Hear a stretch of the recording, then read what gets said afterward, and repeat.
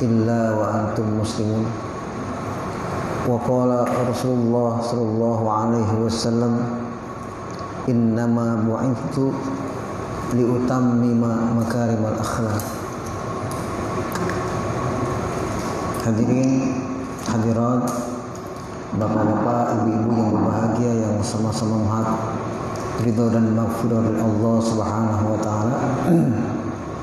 Alhamdulillah di malam hari ini kita masih terus bisa melaksanakan kajian.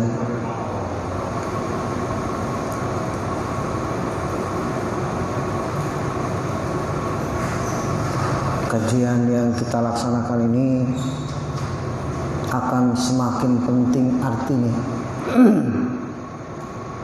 akan terasa sangat berguna.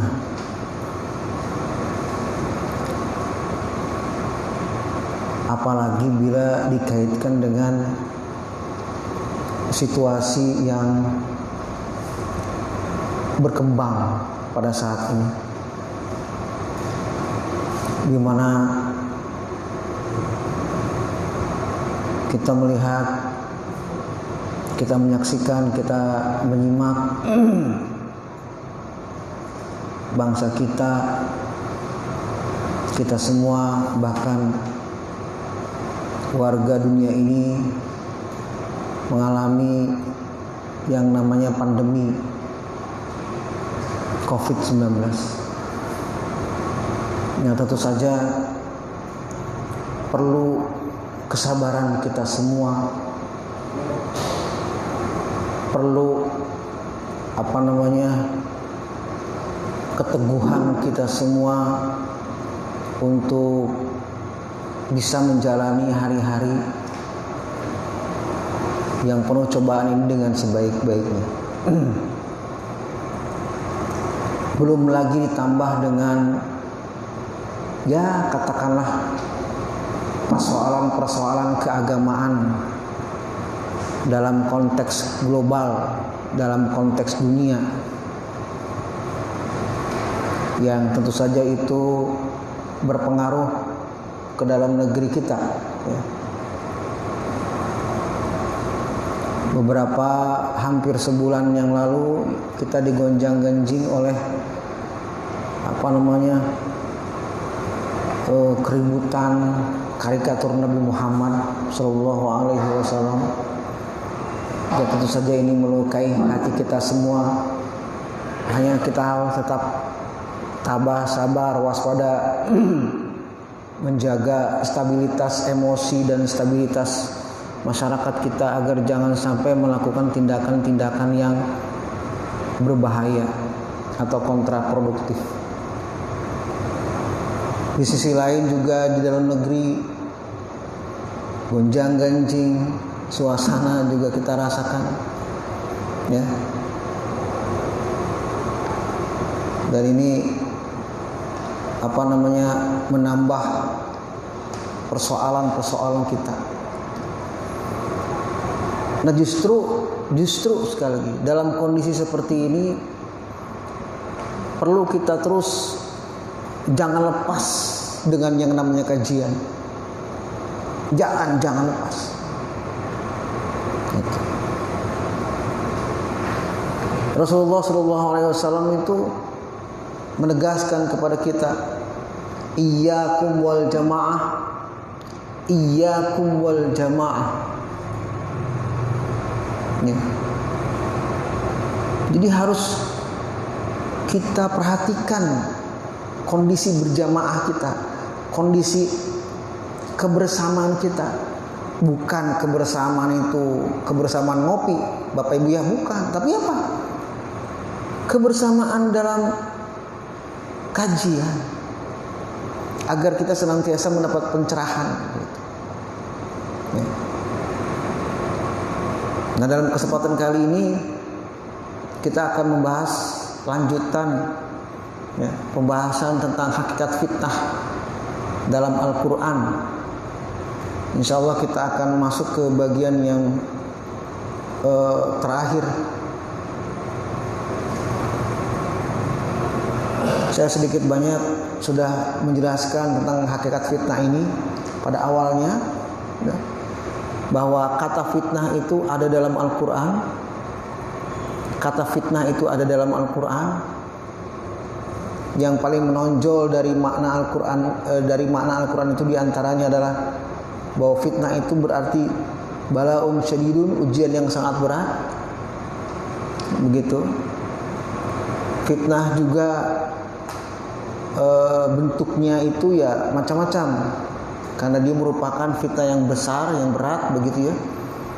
Nah, apalagi kepada orang-orang beriman.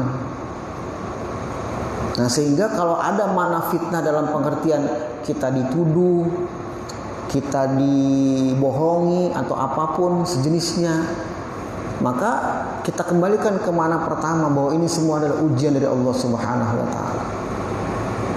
Gitu ya. Itu yang paling pokoknya. Nah, hanya saja ada juga makna fitnah yang penting lainnya. Sekali lagi, makna fitnah yang lainnya yang juga penting bagi kita. Ya. Nah, ini bisa kita lihat dalam surah Al-Mumtahanah ayat 5. Dalam surah Al-Mumtahanah ayat 5, di situ Allah Subhanahu wa taala mengabadikan dalam Al-Qur'an doa Nabi Ibrahim alaihissalam. Ya, doa Nabi Ibrahim alaihissalam. Apa kata Nabi Ibrahim? Rabbana la taj'alna fitnatan lil ladzina kafaru. Ya, Rabbana la taj'alna fitnatan lil ladzina kafaru. Nah, ini kayaknya doa ini harus kita sering-sering ucapkan dalam kondisi seperti ini, Bapak Ibu ya. Nah, ini doa Nabi Ibrahim. Ya Tuhan kami, janganlah Engkau jadikan kami sebagai apa? Sebagai target, sebagai sasaran fitnah oleh orang-orang kafir. Kita berdoa kepada Allah seperti itu. Meskipun, sekali lagi, meskipun sebenarnya Allah menginformasikan kepada kita sebagaimana yang saya sampaikan pada kesempatan yang lalu dalam surah Al-Buruj, di mana innal ladzina fatanul mu'minina wal mu'minat, sesungguhnya orang-orang yang melakukan fitnah kepada siapa? Kepada orang-orang beriman, baik laki-laki maupun perempuan. Itu artinya kita sebagai orang beriman akan senantiasa menjadi sasaran, menjadi target fitnah, Bapak Ibu ya. Nah, apa artinya doa ini? Maksudnya doa ini adalah agar kita bisa lolos, agar kita bisa menghindar dari bahaya fitnah.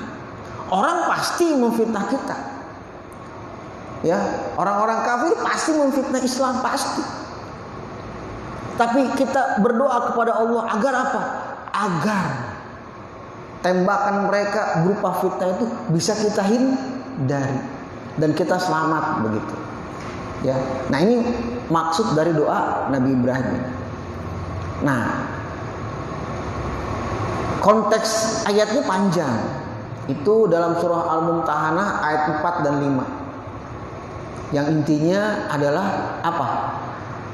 Kan di situ di dalam doa itu ada fitnatan lil ladzina kafaru. Nah, bila kata fitnah itu, Bapak Ibu ya, kata fitnah itu disandingkan dengan kata-kata kufur, dengan kata-kata orang-orang kafir, maka maknanya apa? Maknanya adalah al-makru, makar, rencana jahat ya, yang sangat berbahaya. Itu.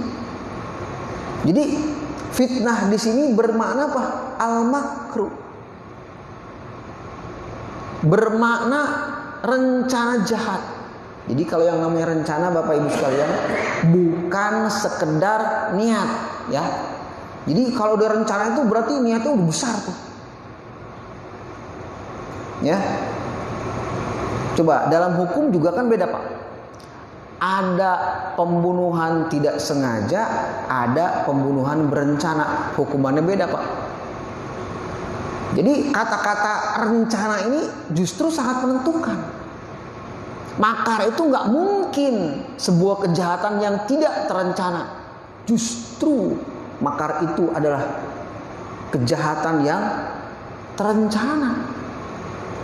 Gitu. Dan makar itu, maaf Bapak Ibu ya, maaf, yang namanya makar itu nggak ada tuh. Makar itu cuma nyenggol doang, nggak ada. Ya, yang namanya makar itu cuma ngejitak doang, nggak ada. Yang namanya makar itu cuma mukul doang, itu nggak ada. Yang namanya makar itu pasti di situ di dalamnya ada, ya katakanlah target semacam menghilangkan nyawa. Baik itu nyawanya hanya satu, bahkan gimana? Banyak. Nah ini makar. Nah makanya dalam ketatanegaraan dimanapun, sekali lagi, dalam ketatanegaraan dimanapun, yang namanya makar itu kejahatan yang sangat besar, kejahatan yang sangat besar. Ya, nah ini bila kata-kata, sekali lagi, kata-kata fitnah ini disandingkan dengan kata-kata fitnah dan yang sejenisnya. Maksud yang sejenisnya itu apa? Ya asyirku, ya syirik. Kemudian apa? Az-zulmu, zalim. Apalagi Pak? An-nifaqu, kemunafikan. Satu lagi apa? Al-fisku, kemaksiatan. Ya, al-fisku itu kan perbuatan dosa. Maksudnya apa? Kemaksiatan.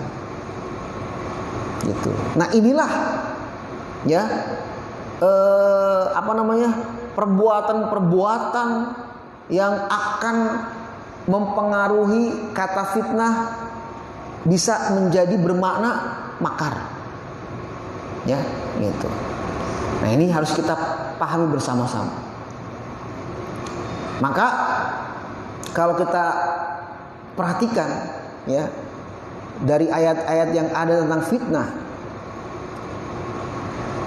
Fitnah itu sendiri akhirnya bagaimana? Fitnah itu sendiri lebih jauh, tidak hanya bermakna makar, Bapak Ibu sekalian. Fitnah itu sendiri bermakna apa? Ya kekufuran itu. Fitnah itu dimaksudkan apa? Ya kesyirikan itu.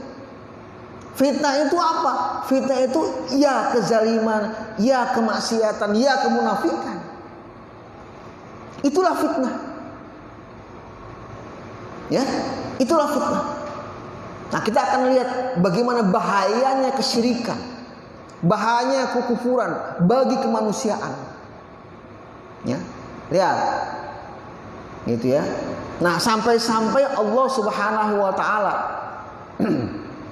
mengucapkan, memfirmankan kepada kita dua kata di dua ayat berbeda tapi mirip-mirip. Tuh, saya garis bawah itu ayat itu.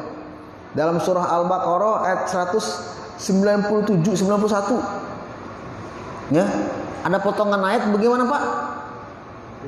Wal fitnatu asyaddu minal qatl. Dan fitnah itu lebih kejam dibandingkan dengan apa? Kasus pembunuhan. Jadi kasus fitnah itu lebih kejam dibandingkan dengan pembunuhan. Nah, pertanyaannya fitnah yang mana? Fitnah dalam makna apa? Gitu. Yang berbahaya itu, yang sangat berbahaya melebihi pembunuhan. Nah, di surah Al-Baqarah 217-nya juga sama, tapi pakai kata yang agak mirip. Wal fitnatu akbaru minal qatl. Dan ya, fitnah itu, sedangkan fitnah itu lebih besar urusannya, lebih kejam dibandingkan dengan apa? Pembunuhan. Nah, menggunakan kata asyaddu dan akbaru itu saling melengkapi, tidak beda. Tapi justru saling menguatkan maknanya. Ya. Nah, dalam Al-Qur'an Bapak Ibu sekalian, dalam Al-Qur'an, dalam ajaran agama kita, perbuatan membunuh merupakan perbuatan dosa besar. Minal kabair. Minal kabair. Coba bayangkan. Ya, begitu besarnya dosa membunuh. Minal kabair. Dan dosa membunuh hanya bisa diampuni oleh Allah bila kita salah satunya gimana? Menjalani kisos. Ya, kalau kita membunuh nih, maka bagaimana agar kita diampuni? Jadi dibunuh lagi. Gitu. Ya, begitu. Nah, ini Allah menggambarkan wal fitnatu asyaddu minal qatl. Berarti yang namanya kerusakan fitnah itu, daya rusak fitnah itu, daya bahayanya fitnah itu melebihi kasus pembunuhan. Nah, ini mana? Sekali lagi, fitnah yang mana? Ya. Nah, kalau kita lihat misalnya konteks ayatnya dalam surah Al-Baqarah 191 itu tentang peperangan. Ya, ini tentang perang, Pak ya. Ayat tentang perang. Jadi jangan disamain dengan kondisi damai, jangan. Bahasanya udah gimana? Waqtuluhum haitsu taqiftumuhum. Bunuhlah mereka dimanapun mereka berada. Waduh, ini ayat teroris. Betul? Ada yang mengatakan begitu? Iya, karena nggak paham. Ini mah ayat tentang kondisi peperangan, konteksnya tentang peperangan, maka berlaku ayat ini. Kalau dalam suasana damai gimana, Pak? Nggak bisa. Maaf nih, ada orang beda agama lewat di depan kita, ingin mengamalkan ayat ini, langsung bagaimana? Kita bunuh, boleh? Nggak boleh. Ya, nggak boleh. Kenapa? Tidak sesuai dengan kondisinya, gitu ya. Nah, maka perintah membunuh ini dalam konteks peperangan. Bagaimana ketika kaum muslimin mengalami kemenangan perang, ya, katakanlah zaman dulu nih, perang, tong tang pakai pedang, pakai apa? Pakai tombak begitu. Musuh kemudian keteteran, mundur begitu. Maka perintahnya bagaimana? Waqtuluhum haitsu taqiftum, kejar. Di mana kalian menemukan mereka gimana? Bunuh. Ya, kenapa demikian? Karena bisa jadi ya ketika mereka dibiarkan, sekali lagi ini perhitungan peperangan, kalau musuh dibiarkan mundur begitu saja, ya, maka dia akan apa? Menggalang kekuatan. Ya, ayat ini merupakan pembelajaran yang Allah sampaikan kepada kaum muslimin atas kasus perang Uhud. Ya, atas kasus apa, Pak? Perang Uhud. Bagaimana kasus perang Uhud? Bukankah pada saat itu kaum muslimin sudah dalam kondisi menang? Ya, ini pasukan Quraisy sudah terdesak. Tetapi salah satu komandan tempur dari Quraisy yang pada saat itu belum muslim, yaitu Khalid bin Walid, melihat celah kemenangan. Bayangkan saja, melihat apa? Celah kemenangan. Maka dengan kekuatan yang seadanya, bayangkan saja, enggak kekuatan full itu, ya, maka Khalid bin Walid mampu membalikan situasi yang tadinya pasukan Quraisy itu kalah, lalu menjadi apa? Menekan. Bahkan pada saat itu Rasulullah SAW mengalami luka-luka yang cukup parah. Nah, ini sekedar tentang apa, Pak? Ilmu perang. Jadi jangan dianggap ini bisa dilaksanakan begitu saja. Kok nggak bisa? Gitu ya. Nah, tapi perintah Allah Subhanahu Wa Taala ini yang katakanlah begitu kejam, maka Allah ingin menyatakan bagaimana kata Allah, wal fitnatu asyaddu minal qatl. Ya. Wal fitnatu asyaddu minal qatl. Bahwa sesungguhnya apa? Fitnah itu lebih berbahaya dibandingkan dengan pembunuhan itu, fitnah itu lebih berbahaya daripada pembunuhan. Kenapa? Karena kekufuran itu akan bangkit. Karena kesyirikan itu akan bangkit. Sebab apa? Sebab begitu mendalamnya benci mereka kepada Islam. Begitu kuatnya permusuhan mereka kepada kaum muslimin. Ya, coba bila kita diumbar katakanlah dendam kesumat, gimana? Ketika seseorang itu mengalami kekalahan, maka dia akan berjuang semaksimal mungkin untuk nanti kapan-kapan melakukan balas dendam. Dan itu berbahaya, ya. Nah itu. Jadi ini tentang kekufuran. Sama juga pada ayat 217 nih. Ya, sama tuh demikian. Jadi ini disandingkan dengan masalah pembunuhan. Kita akan lihat bagaimana bahayanya kekufuran itu, ya, sampai di mana. Ya, kalau kita lihat misalnya dalam ayat 217, ya, ini kan membicarakan tentang apa, Pak? Tentang bulan-bulan haram. Maksudnya apa? Bulan-bulan haram yang di dalamnya tidak boleh ada peperangan. Nggak boleh. Dan Islam menerima itu. Jadi yang menciptakan bulan haram siapa? Itu bukan dari Islam sejak awal, bukan. Tapi sudah ada sebelumnya. Dan itu dihormati oleh bangsa-bangsa, gitu. Ya, di samping mereka suka perang, tapi juga ternyata mereka berpikir bagus itu. Ini bulan-bulan ini jangan perang nih. Di antaranya apa? Bulan haji gak boleh perang. Begitu, ya. Nah, ini sesuatu yang positif, maka Islam menetapkan itu diterima, ya, diterima. Nah, makanya misalnya nih, contoh yang disampaikan di situ, ya, wasaddun an sabilillah, ya, sedangkan menghalangi dakwah Islam, ya, perjuangan fi sabilillah, wa kufrun, kekufuran, bihi wal masjidil haram, ya, dan menghalangi orang untuk masuk ke masjid, maksudnya beribadah, wa ikhraju ahlihi minhu, dan mengusir penduduknya dari tempat itu, akbaru indallah, itu adalah apa? Perkara-perkara yang lebih besar dibandingkan sekedar pembunuhan. Gitu, ya. Ini pembunuhan itu perkara besar, tetapi ada perkara besar lain yang ingin Allah sampaikan. Di antaranya apa tadi? Menghalangi dakwah.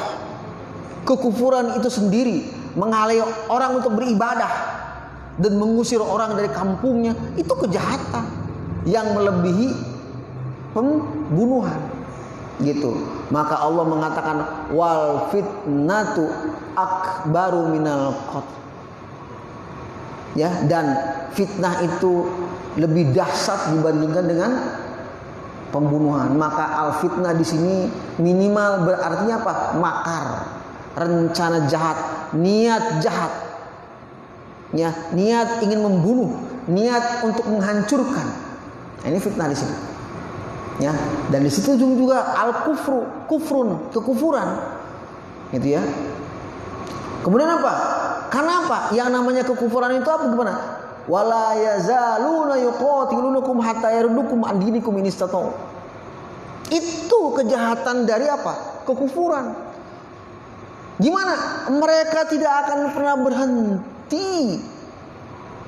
Berhenti apa? Berhenti meniatkan membunuh. Mereka tidak akan pernah berhenti. Berhenti apa? Berhenti merencanakan membunuh. Mereka tidak akan berhenti. Berhenti apa? Mereka tidak akan berhenti untuk apa? Untuk berusaha membunuh kita. Itu, ya. Nah, ini yang paling berbahaya, gitu. Kita akan lihat bagaimana kekufuran itu sangat-sangat menghilangkan hati nurani manusia, gitu, ya. Dan seterusnya. Ini surah Al-Baqarah 217-nya. Kemudian kita masuk, Pak, ke dalam bentuk fitnah yang lain lagi. Bukan kasusnya kekerasan. Ini kan al-fitnah itu disandingkan dengan perbuatan kekerasan apa? Pembunuhan. Nah, ini lain lagi, Pak. Dalam surah Ali Imran 78, Allah mengingatkan tentang apa? Tentang sebuah perbuatan yang tidak kalah bahayanya dibandingkan dengan pembunuhan, ya, dibandingkan sebuah rencana jahat. Ini juga rencana jahat, ya.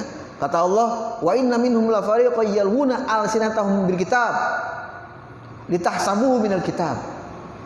Ya, dan di antara mereka, siapa itu mereka? Orang-orang munafik. La fariqan, sekelompok orang yalwuna alsinatahum bil kitab, yang mereka pandai menguasai gimana? Lidah mereka, logika mereka, mulut mereka, omongan mereka menggunakan ayat-ayat Al-Quran. Jadi mereka tuh ngomong, nggak bener ngomongnya, tapi nggak benernya itu gimana? Mengutip ayat Al-Quran, mengutip hadis Nabi Muhammad, mengutip siapa? Para ulama. Padahal ngomongnya nggak bener, gitu Pak. Padahal ngomongnya nggak bener. Itu. Litahsabuhu minal kitab, agar apa? Agar kalian menganggap omongan mereka itu apa? Selaras dengan Alkitab, selaras dengan wahyu Allah. Gitu. Woi. Ya, woi, emangnya sholat itu bisa masukin lo ke dalam surga? Ada gak yang ngomong kayak begitu? Ada gak Pak? Ada ya? Ada ya? Ada ya? Diprotes sama sana sini, biarin aja. Gue masuk neraka, ntar ketemu artis-artis pujaan gue di neraka. Oh, ya? Kan neraka bahasa apa Pak? Bahasa agama, bahasa Al-Quran. Betul? Betul? Ya, jadi bahan ejekan. Akhirnya apa? Banyak pendukung. Oh iya, begitu begini. Orang yang kagak pernah baca Al-Quran bagaimana? Bener juga ya. Betul? Makin apa? Makin sesat dia. Makin sesat. Ya. Si dia ngomong begitu, nggak bisa bergeledek, berarti nggak apa-apa, gitu kan? Katanya kalau gitu gini kualat, mana kagak ada kualatnya tuh, betul kan? Gitu. Ini mereka nggak baca Al-Quran begini nih, ya. Disangkanya azab Allah itu bentuknya sekedar disambut geledek doang, betul? Ada siksaan Allah seperti apa kepada Qarun. Contoh, orang kaya terus Allah berikan kekayaan, terus diberikan kekayaan. Itu kan bentuknya begitu, ya kan? Jadi macam-macam bentuk azab dari Allah itu, bukan disambut geledek doang, begitu. Terus apa? Wa yaquluna huwa min indillah wa ma huwa min indillah. Dia mengaku ini dari Allah. Ini ayat Al-Quran ini begini. Tahu gak? Dalam Al-Quran tuh ada bunyi begini, fawailul lil musallin. Celakalah bagi orang-orang sholat. Woi, ngapain sholat? Ngomong begitu, ya kan? Betul gak? Ada ngomong gitu gak? Ya begitu Pak. Ya. Nah inilah fitnah. Jadi ayat-ayat Al-Quran digunakan gimana Pak? Sepotong. Ya, ayat Al-Quran disampaikan seenak udelnya aja. Itu untuk dipermain-mainkan. Coba nih tentang nih ayat Al-Quran nih, fawailul musallin. Lo ngaku nih ayat Al-Quran, nah kan kita digituin. Kalau orang yang nggak berilmu gimana? Disuruh buka ayatnya, iya. Kok begini ya baca apa ayat Al-Quran bunyinya? Gitu, nggak tahu dia. Banyak juga hadis lain, ayat lain. Contoh apa? Tentang orang yang saum. Ya betul? Kam min shaimin laisa lahu min siyamihi. Sampai situ aja udah. Ya, berapa banyak orang yang saum rugi. Kalau gitu gimana? Saum itu apa? Rugi, gak ada untungnya.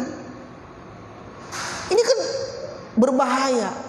Mereka bukan nggak tahu terusannya, bukan nggak tahu.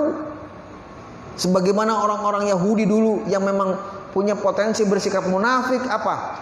ketika disuruh membaca kitab Taurat, ya, disuruh baca kitab Taurat Rasulullah SAW, mereka menutupi apa? Menutupi ayat-ayat tentang hukuman kisos, hukuman rajam, hukuman bagi pencuri, gitu. Mereka baca hanya ayat-ayat tentang kenikmatan doang, tentang larangan-larangan gimana? Mereka tutupin, lewatin tuh dibacanya. Ini jauh lebih berbahaya. Ya, sampai-sampai sekali lagi ahli maksiat mencaci maki ajaran agama Islam. Coba bayangkan, dia muslim, cuman ahli maksiat. Ya, dulu mah mungkin orang ahli maksiat ketemu sama ustad, jangan kiai ketemu sama ustad itu rada malu-malu, betul Pak? Masih ada segen-segennya. Sekarang gimana? Bukan cuek aja, dipantatin, dicaci maki. Nah ini juga sesuatu yang sangat berbahaya. Inilah kenapa tadi, ya, fiskun, kemaksiatan, kemudian juga kezoliman itu lebih dahsyat, ya, dibandingkan sekedar pembunuhan. Orang-orang seperti ini justru akan melakukan pembunuhan-pembunuhan yang lebih berbahaya lagi, ya. Nah, mari kita masuk ke dalam kasus, Pak, ya. Kita masuk ke kasus, ya. Ini kasus pertama ini saya tidak akan membacakan ayatnya, tapi akan saya jelaskan langsung, ya. Ini tercantum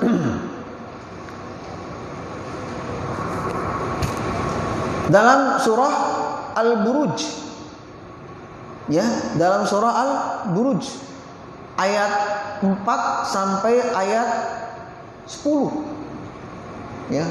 Dimulai dengan kata-kata a'udzubillahi minasyaitonirrajim. Qutila ashabul ukhdud, celakalah ashabul ukhdud, ya, orang-orang yang menggali parit. Maksudnya apa nih? Saya ceritakan, ya. Di zaman dulu ada seorang pemuda beriman. Ini masih zaman Bani Israel, ya, di daerah Yaman, Najran. Jadi ini masih kisah-kisah Israeliat, Pak, ya. Tapi ini diceritakan Allah. Artinya apa? Ceritanya valid, gitu ya. Jadi ada kisah Israeliat yang tidak dalam Al-Quran, tidak ada. Tapi ini mau diceritakan ini. Diceritakan, gitu ya. Nah, ada seorang pemuda beriman kepada Allah Subhanahu wa taala. Ya. Sebelum dia beriman, ya, oleh bapaknya dia disuruh belajar sihir, Pak. Disuruh belajar sihir. Gitu, disuruh belajar sihir. Qadarullahnya, ya, ada seorang rahib yang datang ke daerah itu. Dia membuat kemah, Pak, membuat kemah terletak antara rumah si pemuda itu, ya, dengan rumah si penyihir. Jadi di tengah-tengah. Jadi ketika si pemuda dari rumahnya ke rumah si penyihir, itu pasti melewati apa? Kemah si rahib ini. Lewat situ, ya. Si rahib ini memperlihatkan sikap-sikap yang baik. Akhirnya tertarik si pemuda ini. Belajarlah kepada si rahib ini. Dan akhirnya apa? Dia beriman kepada Allah. Ya, dia beriman kepada Allah. Ya. Dan justru dia melalaikan belajar sihir. Jadi nggak belajar sihir, Pak. Malah belajar apa? Belajar agama. Nah, sampailah dia mendapatkan ilmu, ya, ilmu yang sangat luar biasa dari rahib ini. Apa? Dia bisa menyembuhkan orang yang sakit. Wah, ramai itu, menyembuhkan orang yang sakit. Itu ya. Orang tuanya si penyihirnya bangga. Tuh, anak gue tuh jadi penyihir hebat. Si penyihir gimana? Saya aja belum ngajarin, dia udah bisa nyembuhin. Gitu. Ya, sampai kemana-mana tuh. Akhirnya berita ini sampai ke raja, Pak. Nah, ketika sampai berita itu ke raja, dipanggil tuh, gimana tuh? Sampai bisa begitu, ya. Orang yang sembuh dipanggilin gitu, segala macam, gitu. Nah, si pemuda ini mengatakan, saya tidak Saya tidak bisa menyembuhkan. Yang menyembuhkan adalah Tuhan yang Maha Esa. Siapa tuh Tuhan yang Maha Esa itu? Kata si raja. Bukankah Tuhan yang Maha Esa itu aku? Tuhan yang Maha Kuasa itu aku? Kata si raja. Bukan. Dialah Allah Subhanahu wa ta'ala. Marah. Gitu. Marah. Akhirnya salah seorang pasien si pemuda ini yang sembuh, Pak, itu ditanya gitu. Ya. Apakah kamu beriman ke Tuhannya si pemuda ini apa beriman kepada aku? Maksudnya menyembah aku. Nah, si pasien ini yang sembuh ini maksa gimana? Saya beriman kepada Tuhannya si pemuda ini. Gimana, Pak? Apa yang terjadi? Yang terjadi si orang ini dibelah palanya, Pak, pakai gergaji. Gugur dia. Gitu. Nah, akhirnya dipaksa tuh si pemuda. Kamu dapat ilmu dari mana? Kata si penjuru, saya tidak mengajarkan kamu begini. Akhirnya tersebutlah nama si rahib. Si rahib ketemu gurunya tuh ada disebutin. Padahal udah wanti-wanti jangan nyebutin nama saya. Dipanggil si rahibnya. Ya. Di depan pemuda itu si rahib ditanya, kamu beriman kepada Tuhan si pemuda ini dan Tuhan kamu atau kepada saya? Kata si rahib, aku beriman kepada Allah. Udah tuh digugur lagi tuh, dibelah badannya. Gitu. Nah, sekarang giliran si pemuda. Si raja ini kesal. Dia mikir aja dia, gimana cara matiinnya ya? Yang enak, yang seru katanya gitu. Udah. Naik ke tebing yang tinggi. Ya, lempar ke bawah. Supaya apa? Mejret gitu. Udah sampai di sono, si ini berdoa kepada Allah, ya Allah selamatkanku. Selamat, Pak. Malah yang mau nganternya itu apa? Mati. Tapi si pemuda ini nggak kabur, dia datang lagi tuh ke raja. Waduh, kamu masih hidup? Iya. Terus disuruh pengawalnya lagi, tenggelamin di lautan. Tenggelamin di lautan, masih selamat. Balik lagi. Akhirnya ya sudah beberapa kali usaha begitu nggak mati-mati. Si pemuda mengatakan, wahai raja, kau ingin membunuhku? Iya, gitu kan, kesal kan begitu. Dengan kekufurannya itu begitu kan sadis luar biasa. Maka si pemuda ini ngasih rumus, kalau engkau mau membunuh aku gampang. Gimana? Silakan ambil busurku ini, arahkan ke aku dan ucapkan apa? Asma Allah, sebut nama Allah. Kemudian lepaskan panah itu, maka aku akan terbunuh. Ya ternyata bagaimana? Ya, setelah disaksikan banyak orang tuh praktek begitu, dihukum.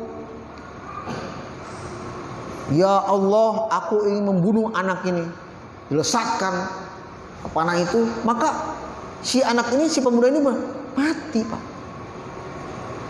Efeknya bagaimana?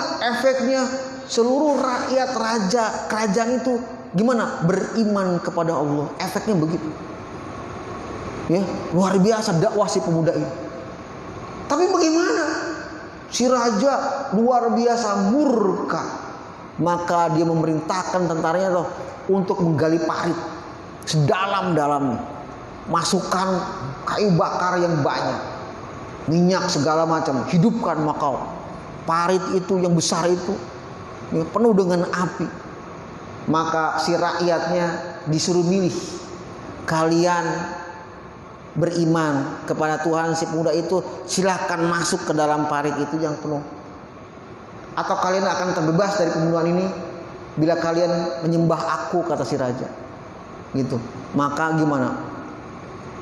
Rakyat tidak mau. Mereka semua beriman kepada Tuhan si pemuda ini. Apa yang terjadi?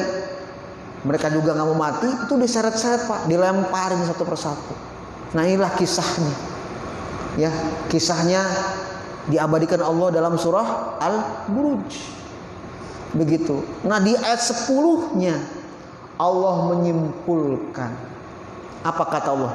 Innal ladzina fatanul mu'minina wal mu'minat Sesungguhnya ada Bapak Ibu sekalian sekelompok orang yang senantiasa melakukan fitnah, makar, berbuat jahat, berbuat zalim, membunuh, menghancurkan umat Islam. Gitu. Al-mu'minina wal mu'minat, orang-orang yang beriman, baik laki-laki maupun perempuan. Nah, ini kan bukti Pak ya. Ya, sejarah seperti itu. Kemudian bagaimana yang terjadi dengan Rasulullah? Coba kalau kita buka tarikh lagi Pak. Bagaimana yang terjadi pada Rasulullah? Sama Pak.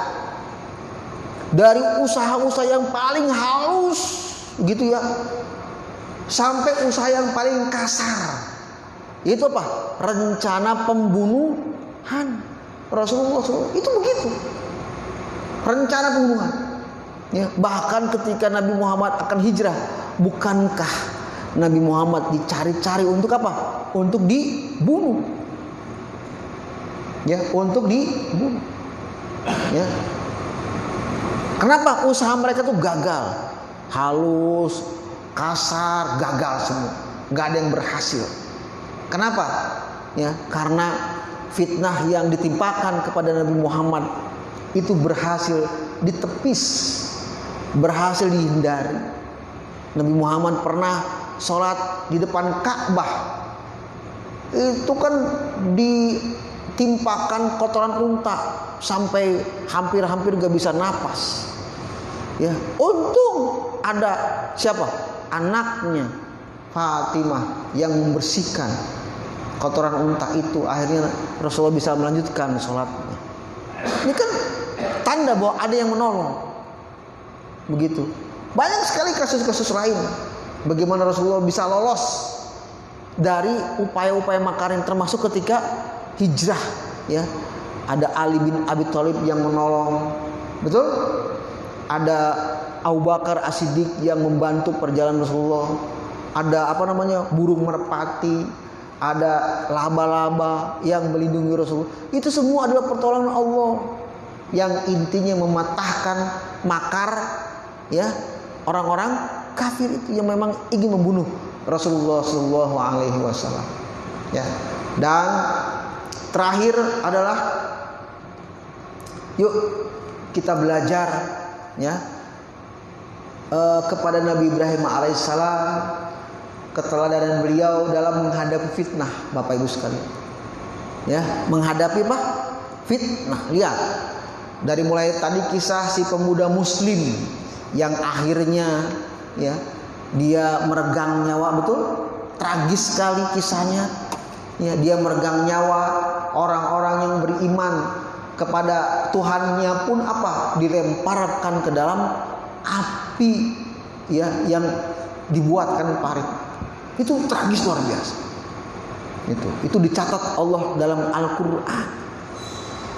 Mengingatkan betapa perjuangan agama tauhid ini fitnahnya begitu besar. Apa fitnahnya itu? Taruhannya adalah nyawa kita orang-orang beriman. Nah, sekarang pertanyaannya, ya, fitnah yang dihadapi oleh Nabi Ibrahim alaihissalam apa, Pak? Pak, Bu? Hah? Fitnah yang dihadapi oleh Nabi Ibrahim alaihissalam apa? Fitnah yang dihadapi oleh Nabi Ibrahim alaihissalam adalah apa? Vonis hukuman mati dengan cara dibakar. Sekali lagi ya. Vonis hukuman mati dengan cara dibakar. Dalam surah Al-Anbiya ayat 68 ya. Allah menceritakan mereka berteriak-teriak. Orang-orang penyembah berhala, para pangeran, para raja, para tokoh itu begitu kesal kepada Nabi Ibrahim alaihissalam. Kenapa? Karena patung-patung sesembahan dihancurkan. Mereka berteriak, qalu, mereka berteriak-teriak apa? Harikuhu, harikuhu, apa? Bakar, bakar, bakar. Bakar si Ibrahim bagi. Maka disiapkanlah, sekali lagi, disiapkanlah kobaran api yang begitu besar. Ya, dan Nabi Ibrahim apa? Dilemparkan ke dalam api yang besar itu.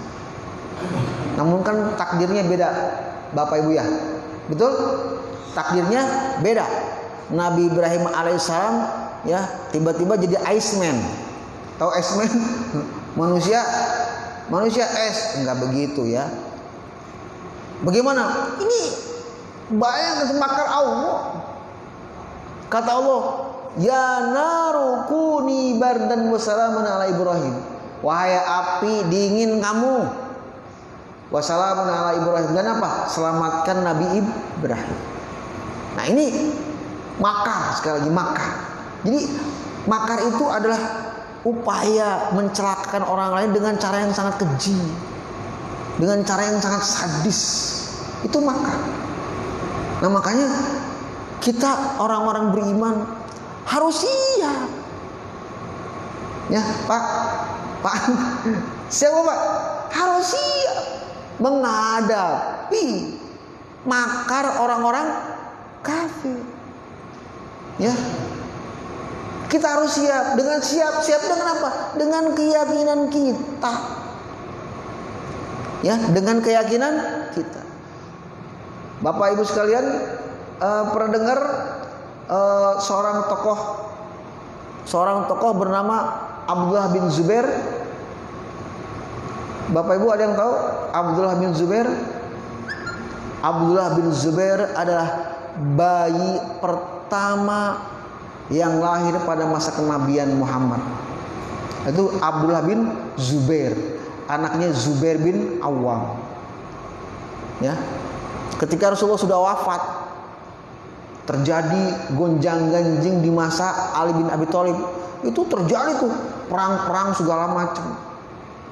Ya. Nah, salah seorang sahabat kecil ini ya, yang sejak zaman Rasulullah itu dia mengabdi, dia angkat senjata terhadap kelaliman orang-orang zalim pada saat itu. Ya. Pada saat itu kezaliman menguasai kekhalifahan. Banyak orang-orang dibunuh, termasuk siapa? Husain. Ya. Husain bin Ali itu terbunuh. Jadi Husain dulu terbunuh, baru Abdullah bin Zubair. Gitu. Nah, ketika dia diserbu oleh pasukan musuh, ya, Abdullah bin Zubair mendatangi dulu siapa? Bibinya. Siapa? Asma. Masih hidup waktu itu. Dia takut. Takut gimana? Takut kepalanya dipenggal, terus dipakai main bola anak-anak. Kenapa dia sampai mengatakan begitu? Karena itu sudah terjadi kepada siapa? Kepada Husain bin Ali. Kepala Husain dipenggal, Pak, ya, dan kepalanya itu dijadikan sebagai apa? Alat main bola. Maka bagaimana kata Asma?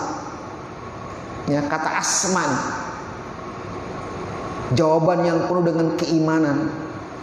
Gimana? Wahai anakku, ketahuilah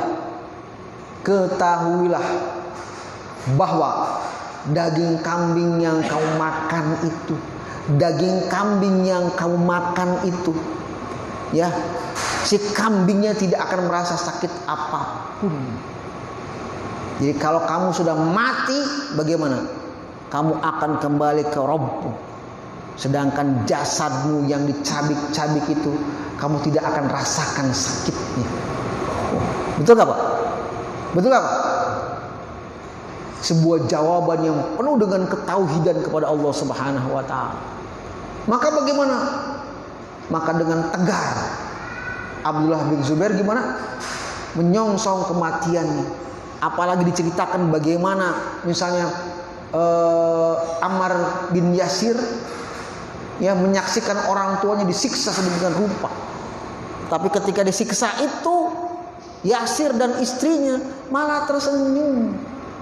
Bayangkan saja, sebuah siksaan yang mengakibatkan kematian, Pak. Coba bagaimana? Bukankah itu penyiksaan yang sangat parah? Tapi dia tersenyum. Itulah berkah dari Allah Subhanahu wa taala. Bahkan dia tidak merasakan sakit apa gimana, malah nikmat, tersenyum. Ya, makanya orang Quraisy ketika itu menyiksanya semaput, Pak. Sampai terbunuhlah siapa? Yasir dan istrinya. dalam kondisi yang sangat mengerikan. Tapi gimana? Rasul mengatakan dia ahli surga, subhanallah. Gitu. Nah, oleh karena itu harus masuk dalam keyakinan diri kita. Setiap tetes darah yang mengucur karena kita mempertahankan keimanan kita, karena kita mempertahankan tauhid kita, kita mempertahankan agama kita, maka Allah akan balas dengan balasan yang sangat luar biasa. Segores luka, segores luka. Apalagi kalau sampai luka diri kita. Bayangkan ya sosok siapa? Khalid bin Walid. Ya ketika dia rebahan, terlihat tubuhnya yang begitu banyak luka-luka. Tahu gak yang ceritakan? Ketika dia luka nggak kerasa, Pak. Ketika dia luka udah nggak kerasa. Ya, sakit-sakit itu dilupa. Kenapa? Karena sakit di dunia itu hanya sementara, hanya sebentar, hanya sekejap. Maka Allah akan memberikan balasan kenikmatan yang abadi kepada kita semua. Nah, inilah modal utama bagi kita semua untuk menghadapi segala macam fitnah. Kita tegar, jangan takut. Begitu. Ya. Ini pelajaran pertama tentang yang namanya menghadapi fitnah. Itu. Bagaimana kita menghadapi fitnah yang sangat keji ini? Maka tidak lain dan tidak bukan kecuali apa? Dengan keimanan dan tauhid kita yang kuat. Sebab kalau kita tidak memiliki tauhid dan keimanan ini, banyak orang akan lari dari perjuangan ini, mempertahankan keimanan kita kepada Allah Subhanahu wa taala. Mudah-mudahan Allah Subhanahu wa taala terus memberikan kita hidayah dan petunjuknya, semakin membuat kita beriman kepadanya dan meningkatkan ibadah kita kepadanya. Insya Allah kita akan sambung pada pertemuan berikutnya, terkhusus bagaimana Nabi Ibrahim alaihissalam menghadapi segala macam fitnah-fitnah yang mendera dirinya. Demikian yang bisa saya sampaikan. Aqulu qouli hadza wa astaghfirullah li wa lakum wa lakum minkum. Wassalamualaikum warahmatullahi wabarakatuh.